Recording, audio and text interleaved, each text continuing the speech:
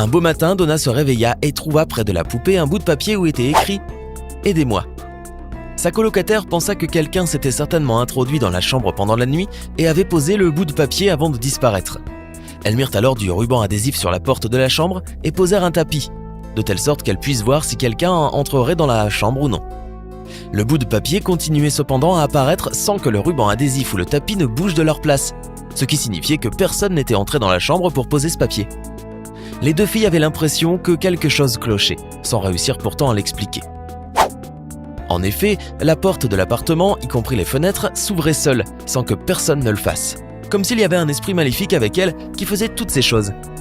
De même, la poupée se déplaçait d'un endroit à l'autre, sans que personne ne la déplace. Donc si vous êtes de ceux qui adorent les films d'horreur, vous allez sans aucun doute connaître l'histoire dont nous sommes en train de parler. D'après 2 enquêteurs américains du paranormal, Ed et Lorraine Warren, cette poupée était certainement possédée par le diable, c'est pourquoi ils firent appel à l'un des prêtres pour déplacer la poupée jusqu'à un musée et l'exposer au public. Si vous avez déjà regardé le film,